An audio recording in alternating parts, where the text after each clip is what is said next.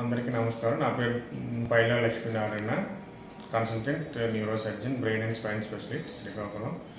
ఈరోజు మన టాపిక్ ఏంటంటే పక్షపాతం. మెదడులో పెరాలసిస్ అంటారు, పక్షపాతం అని.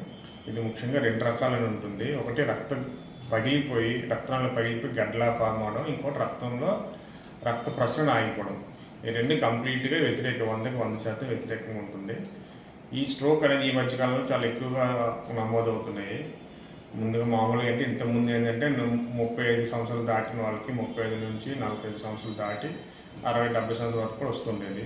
కానీ ఈ మధ్యకాలంలో ఈవెన్ చిన్నపిల్లల్లో కూడా మనకి స్ట్రోక్ అనేది వస్తుంది. మామూలుగా 15 నుంచి 20% మంది ఉంటుంది 100లో. కానీ ఇప్పుడు కొత్తగా చిన్నపిల్లల్లో కూడా మనకి ఏంటంటే లెస్ దెన్ 14 years వల్ల కూడా 1-2% పీపుల్స్లో వస్తూ ఉంటుంది. దానికి ఏదంటే రక్తనాళాల్లో గడ్డకట్టాలో మార్పుల వల్ల ఉంటుంది, బ్లీడింగ్ డిజార్డర్స్ అని అంటారు.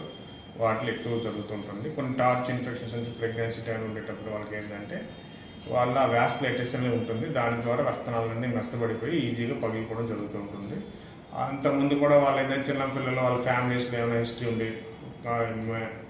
ఎక్కువ బీపీ ఉండటము, previous history of recurrent history of genetic disorders వల్ల కూడా స్ట్రోక్స్ అని వస్తుంటుంటాయి. ఈ స్ట్రోక్ మనకు ట్రీట్మెంట్ అనేది చాలా ఇంపార్టెంట్. ఏ స్ట్రోక్ అనేటప్పటికి మనం వీళ్ళని ఫస్ట్ 4 hours అనేది చాలా ఇంపార్టెంట్. మామూలుగా 3.5 గంటలు అని చెప్తుంటారు. మొదటి 4 గంటలు అనేది చాలా ఇంపార్టెంట్.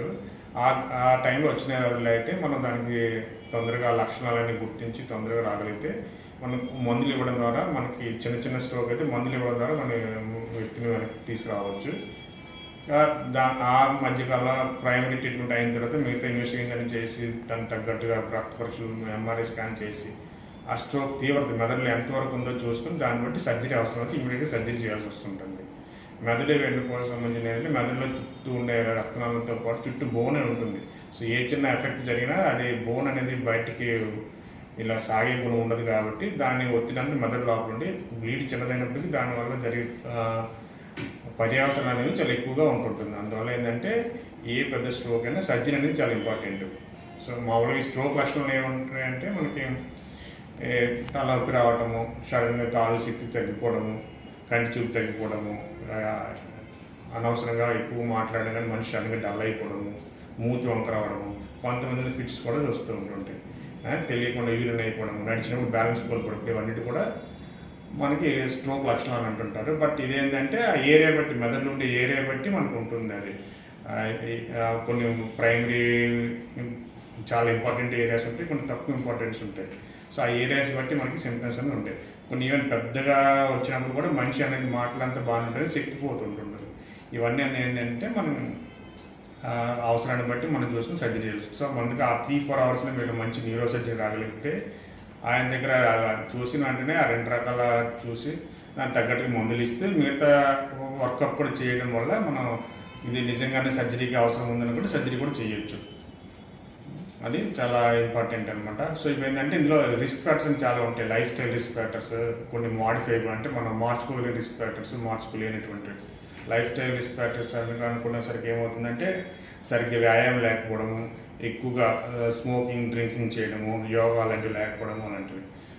నాన్ రిస్క్ ఫ్యాక్టర్స్ అంటే కొన్ని కంటిన్యూస్ బీపీ పెరగటము, మధుమేహ వ్యాధి, ఇంతమంది పేరెంట్స్లో కూడా మనకి ఆ స్ట్రోక్ లక్షణాలు ఉండటం, అవన్నీ జెనెటిక్ ఫ్యాక్టర్స్ అంటారు. కొంతమందిలో ఏంటంటే రక్తం తొందరగా గడ్డ కట్టదు.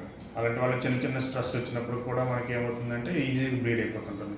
అది బ్లడ్ క్లాటింగ్ డిజార్డర్స్ అంటారు, దానివల్ల ఉంటుంది. కొన్ని ఇన్ఫెక్షన్స్, ట్యూబర్కులోసిస్, మన ఫ్యామిలీలో వ్యాస్కులైటిస్, ఇలాంటి వాటిలో కూడా రక్తనాలు చిన్నగా అయిపోయి చిన్న బ్లీడ్స్ వస్తుంటాయి. ఇవన్నీ వ్యాస్కులైటిస్ ఇండ్యూస్డ్ స్ట్రోక్స్ అంటారు. సో ఇవన్నీ ఏంటంటే ఏరియా బట్టి ఉంటాయి.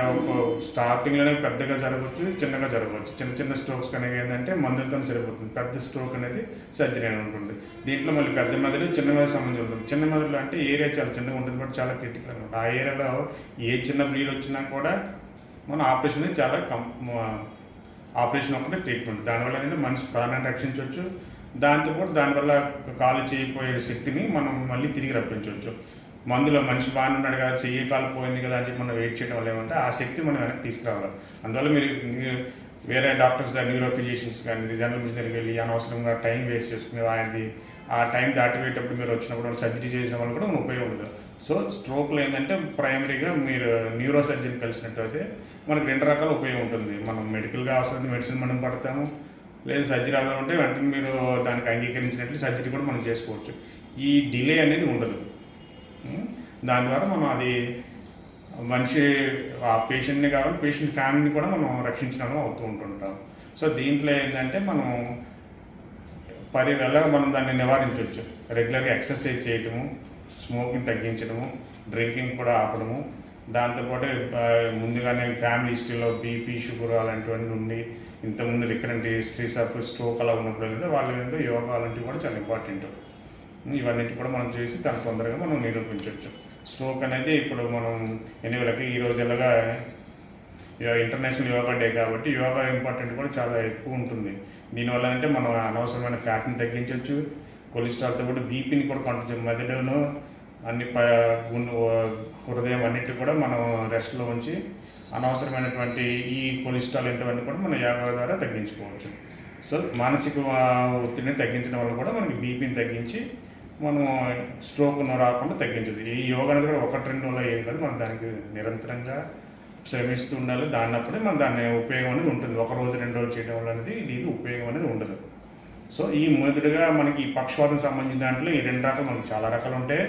మెయిన్ ఏంటంటే ఈ 2 రకాలు, రక్తం పగిలిపోయి రావడం, కామన్గా బీపీ ఎక్కువ ఉన్న వల్ల వస్తుంటుంది.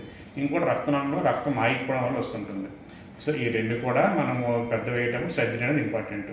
స్ట్రోక్ ఏదైనా మేజర్ వచ్చేటప్పుడు ఆపరేషన్ అనేది చాలా ఇంపార్టెంట్. ఆపరేషన్ వల్ల మన మెదడులో ఒత్తిడి తగ్గించవచ్చు, దాని ద్వారా రిమైనింగ్ మెదడుని మనం కాపాడవచ్చు. సో కాపాడడం వల్ల దాని ద్వారా జరిగే హాని అనేది నివారించవచ్చు. సో మనం ఇలాంటివన్నీ మనం బెటర్గా ఏంటంటే